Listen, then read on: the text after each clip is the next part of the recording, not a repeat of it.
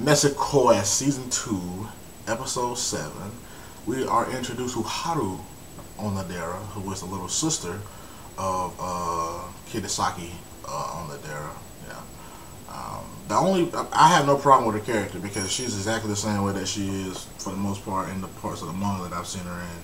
So it's not like she's changed that much, and her character is for the most part to serve as a sort of foil to her sister, who her sister is kind of this quiet, sort of dainty-ish sort of girl who is shy around Raku and want to admit her true feelings. And this girl is somewhat the exact opposite. She doesn't like Raku initially because of the stuff she's heard about him, and she isn't as shy as Onodera is. She's sort of an outgoing, sort of spontaneous sort of girl, if you can say that, right? The only problem that I'm having is, and it's the same way in the manga, I don't like that. I mean, me and my brother don't look alike.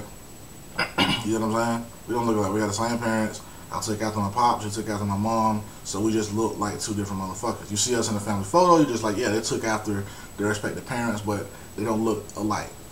None of my friends, them and their siblings, look exactly alike. You can tell they're brothers, you can tell they're sisters and brothers, but they don't look exactly alike. That's the only problem I ever have with anime and manga. It's always just like copy and paste with siblings. Why do you do that?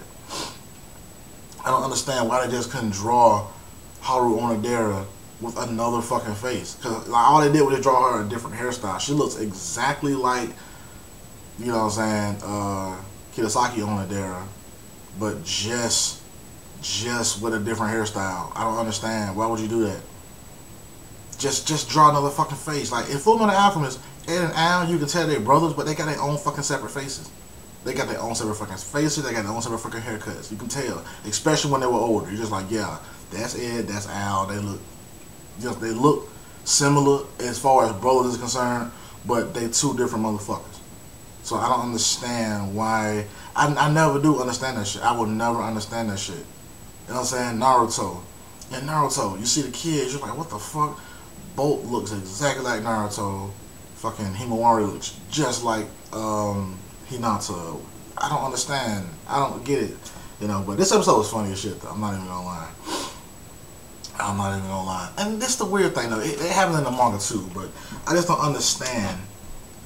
What was Raku's purpose of not saying to that girl, "Oh, you the girl from this morning who I took to the nurse's office, the infirmary"?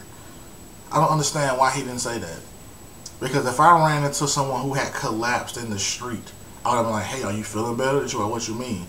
You the girl who collapsed in the street, right?" Why wouldn't he say that? Because he's, you know what I'm saying? I would have thought that all the time he's always worried about people. Why wasn't he? I mean, I know he sees her right there. You know what I'm saying? But, and then when he see her again, she's on the fucking ground. So I would have been like, she might have passed out again. I don't understand why he didn't ask. I know for the sake of the plot of the show, they couldn't have him blatantly ask that shit because then there would be no antagonism from her about her sister. But in a sense of, you know, trying to make the story make sense, making it being more realistic. I know this is harem, not a slice of life, but you want to make this shit more realistic. You just can't have a motherfucker, you know, just blatantly change his personality just to fit a part of a story. You know what I'm saying? I mean, for what it's worth, the show is funny as shit. It is. It's funny as shit. The faces in here are funny as shit. I love the art style. I love how they do the faces. Oh man, this studio is killing the faces. They're killing them. Killing these faces. I just don't understand why in this particular episode they made this guy change his personality. His personality like did a complete 180 and then right back to it like towards the end of the episode. Like in that one little instance when he ran into Haru in the hallway and was helping her pick up the papers, he in his own mind was just like, that's the girl from this morning. I probably shouldn't bother her asking her about this. I'm not even gonna bring up what happened to her this morning because she don't recognize that as me. It's not about her recognizing that as you. Your character is based on you worrying about people, you wanting to help people, you wanting to be there for people. So if you saw her this morning passed out on the ground, you saw her again in school, again on the fucking ground. She wasn't passed out, but she was on the ground. So for all you know, she could have fainted. Why wouldn't you say, "Oh my God, are you alright?" You know what I'm saying? Why wouldn't you say, "You alright?"